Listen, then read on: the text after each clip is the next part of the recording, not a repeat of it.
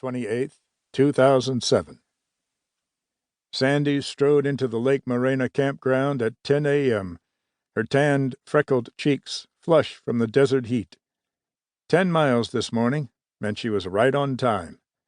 20 dusty miles behind her was the start of the Pacific Crest Trail at the Mexican border. My wife is a 5'2" timepiece. I can set my watch by her, just as her high school biology students did for years. Taking 4 steps to my 3, Sandy is fond of saying that we foxtrot and waltz up any trail, marking 4-4 and 3-4 time. This discordant dance has carried us far. As the child of an engineer and a home economics major, she has planning and punctuality in her genes.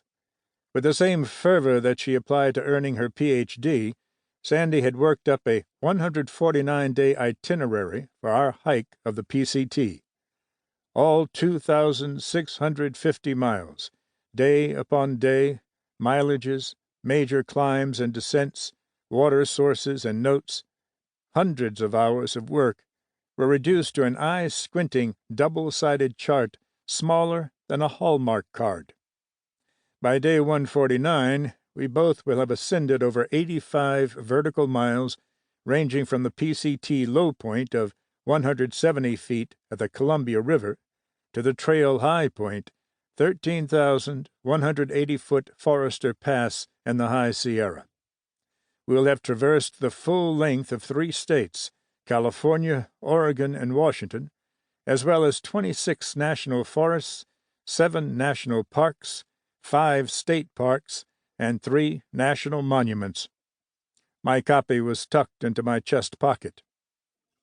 "It's a tool," she'd insisted. I hoped she wasn't going to wield it like a bat.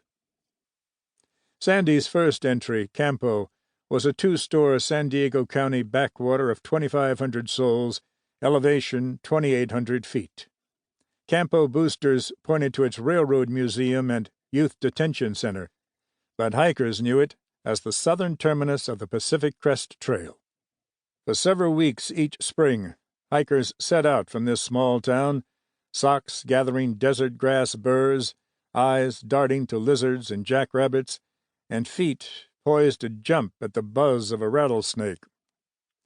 I stretched out my lanky arms for a hug when I saw Sandy approach, nuzzling my nose and gray mustache into her short-cropped brown hair, but her pack made it impossible to wrap my arms around her. After all these years, you'd think I take hugging her for granted. Never. I treasure every hug, touch, and time I make her laugh. 100 campsites thrummed around us. Hastily addressed boxes of cast-off gear were piled high in the temporary post office, set up in the bed of a pickup truck.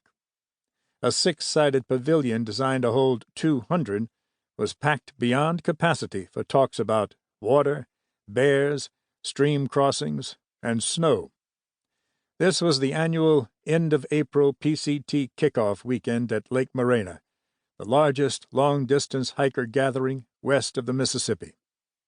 Of the 600 at the gathering, present and past hikers, dreamers who'd never set foot on the trail, gear vendors, trail maintenance volunteers, Forest Service personnel, and Trail Association staff, about 160 were like Sandy and me, this year's hope-filled thru hikers. Planning to take on the PCT in one go, many of us were thinking the same thing. Will I make it? Not only were my wife and I the rare thru-hiking couple, but we also already knew 35 of our fellow thru-hikers. Over the past several weeks, they had arrived as strangers at our San Diego home from the East Coast, New Zealand, Britain, Australia, all over. After hosting them for a day or more and driving them the 60 miles east to start the trail, we'd become fast friends. I'd sworn each one to secrecy when I showed them the velvet pouch with its glint of gold inside, a custom ring I'd had made for Sandy.